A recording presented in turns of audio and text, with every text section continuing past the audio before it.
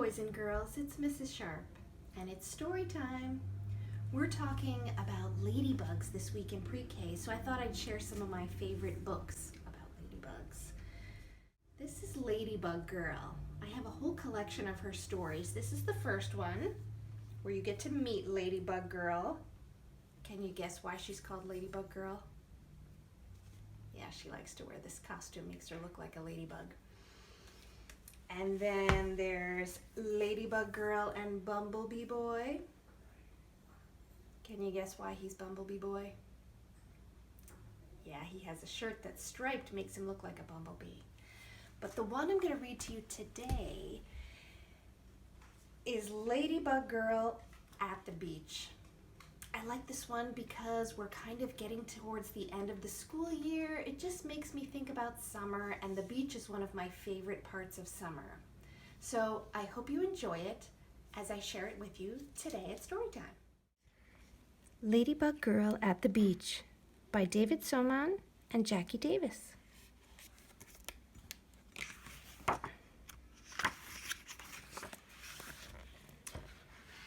There they are off. Go. We're finally here, declares Lulu as she jumps out of the car and spreads her wings. I love the beach, says Lulu. You've never even been to the beach before, replies her big brother.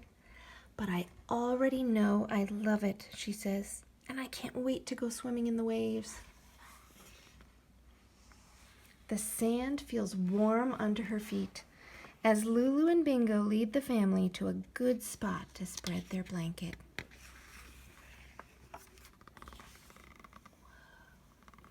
Lulu runs to the edge of the water. The ocean goes on and makes huge roaring sounds. She had no idea it was going to be so big and noisy. She takes a few steps backwards. Bingo barks at the waves.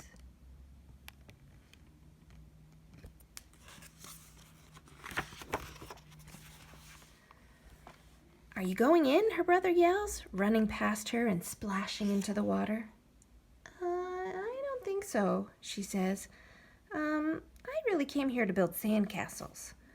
Lulu retreats to the beach blanket to find her trusty pail and shovel. She builds a giant sand castle and uses little sticks for people. The king and queen are very happy here, she thinks. Bingo digs a moat to keep them extra safe.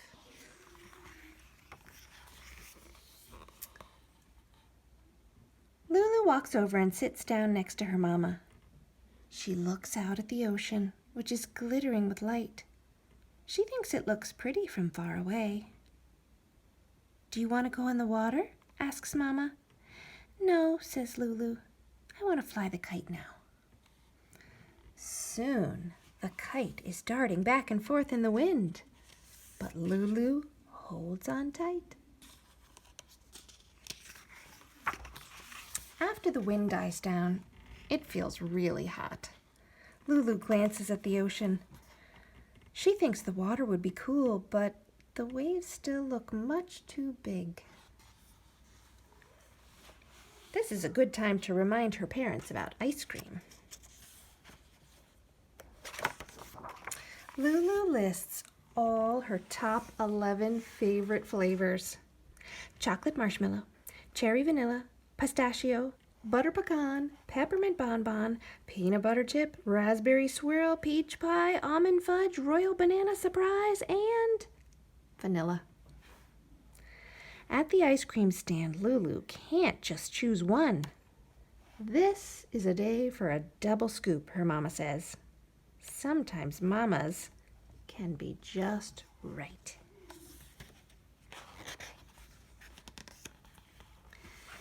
Come on, Bingo, says Lulu after she finishes her ice cream. Let's take a walk down the beach. They find a long piece of driftwood. Lulu writes loopy L's in the sand and draws pictures of Bingo. He's the perfect subject and stays really still. Oh, it is very hot. Other kids are splashing and jumping in the waves. She walks down to the edge of the water. "Should we get our feet wet, Bingo?" she asks. She thinks it would be okay to go into the ocean just a little bit. Suddenly, a wave crashes into her legs, and nearly knocks her over.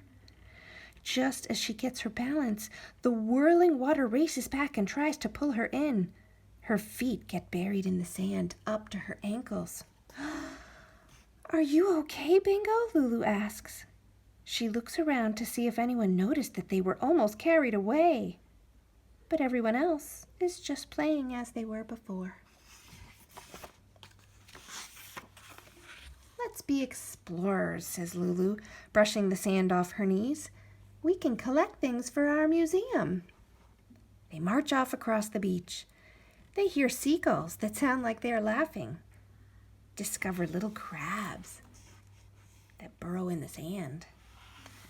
And pick up slimy seaweed washed up on shore. There are also lots of shells on the beach, all different shapes and sizes. She chooses the most special ones and puts them into her pail. "I know, Bingo. I bet if we dig, we could find a pirate treasure," says Lulu. She digs and digs and digs. Whew, finding treasure is hard work. When Lulu feels the water splash against her, she spins around. The tide has come in. It is taking away her favorite pail. She has to rescue it or it will be lost forever. This is a job for Ladybug Girl.